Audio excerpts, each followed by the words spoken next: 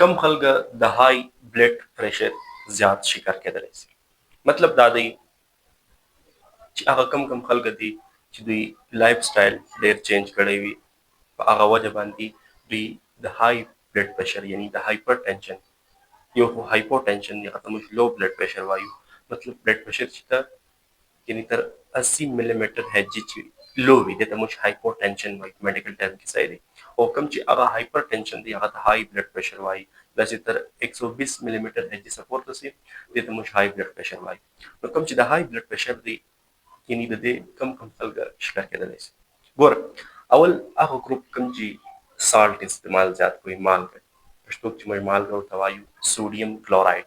NaCl یعنی سالټ. هغه خلک کوم چې په خوراک کې یعنی مالګه زیات اخلي، صرف سالټ هم نه، سوډیم کلورایډ هم نه، دیگر چې کوم نمکیات دي صحیح دي، داسې مواد مثال کے طور پر داسې نمکیات هم شته کوم چې په فروټس کې وي صحیح دي، اس میں سبزیانو کې نمکیات وي صحیح دي. یعنی اوس که چې ټماټر وګورئ، ټماټر چې دی ټماټر کې ډېر کیلشیم دی صحیح. نو د ټماټر استعمال هم زیات نه دی صحیح، حالانکه هغه نیچرل شی دی، قدرتی شی دی، لیکن تر حد زیات تر لیمټ زیات پکار نه دی چې بیا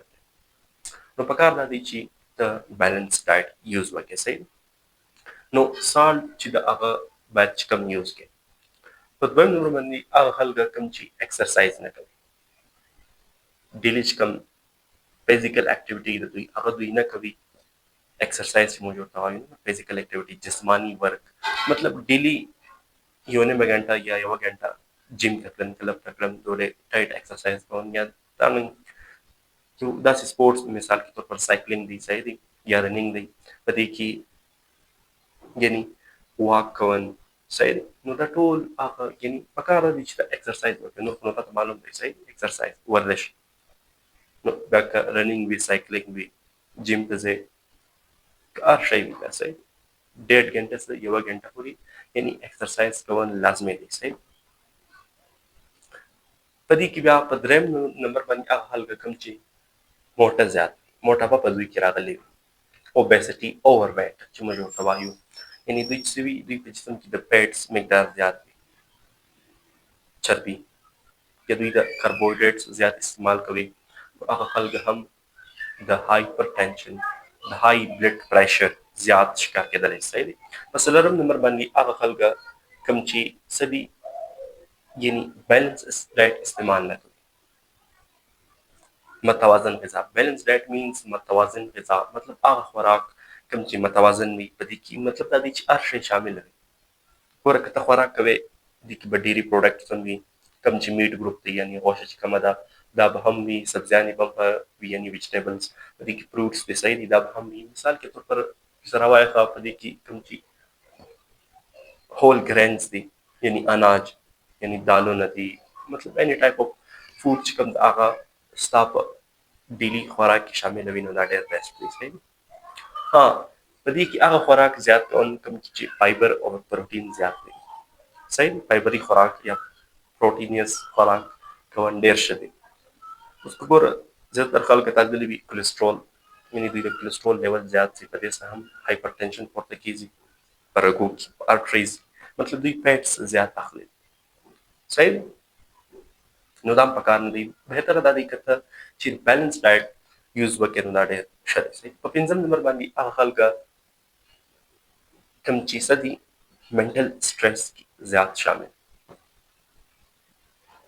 منټل سټرس مطلب دا دی چې دوی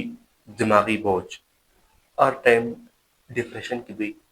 ملوث وي صحیح دی. په شپږم نمبر باندې که چیرې وګورې په دې کې سلیپینګ دی، مطلب خوب چې دی هغه به ته په ټایم کوې، یعنی دا دی چې ته په ټایم خوب کوې ډیلي 7-8 घंटे پورې، کوم چې یو د هیلتي انسان لپاره د خوب ټایمینګ دی هغه به ستا پوره وي، بیا به ته څه یې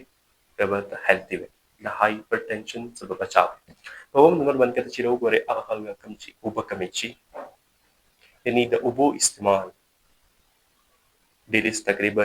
3 لیټر اوبه یعنی 3000 ml اوبه چې کومه ده یعنی د ورځې څښل دا ډېر لازمي دی په پوره ورځ کې. اوس که نور دیګر وجوهات در واقع په دې کې دا رنګه کوم خلک راځي چې دوی څه کوي داسې میډیسنز اخلي چې هغه د هغو سایډ افیکټس وي هغه څه د بلډ پرشر وجه جوړېږي صحیح دي د های بلډ پرشر پس راسه به دې ګوره یو جینټکس یعنی میډیکل هسټري چې کومه ده جینټکس یعنی فیملی هسټري سوري میډیکل نه فیملی هسټري مطلب اکثره خلک به تل دلی وي دوی په خپله خاندان کې یو بیماري وي مثال کې طور پر اوس دا بلډ پرشر هم دا دی چې که تا کې د بلډ پرشر زیات ونه نو دا بیا ستا چې کوم راروان نسل دی نه هغو کې هم د منتقل لیلا زیات چانسز وي صحیح دی پسې راسه دا رنګ خلک چې هغه سګرټ نوشي کوي شراب چی مطلب دیگر منشیات چې کوم دي هغو استعمال زیات کوي نو د هغو رګونه چې کوم دي کوم چې موږ هارټریز ورته وایو هغه یعنې څه سي د دوی چې کوم ډایمیټر وي دوی سوکړاوه سي بیا هم په دې کې د بلډ پرشر ډېر زیات وي صحیح پسې راسه په دې کې ګوره هغه خلک کوم چې اوور ایج سي مثال के तौर पर 60 65 70 साल ته ورسېږي هغه خلک هم د های بلډ پرشر زیات شکل کېږي په وجه د دې چې تا چې کوم هارټریز وي نه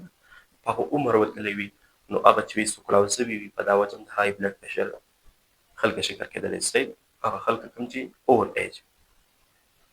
د اوور ایج والا ګروپ نو ګایز امید لرم چې د ویډیو څخه استفاده اخیستې وي انشاءالله ملاقات وي په نیکسټ ویډیو کې نو فی الحال الله حافظ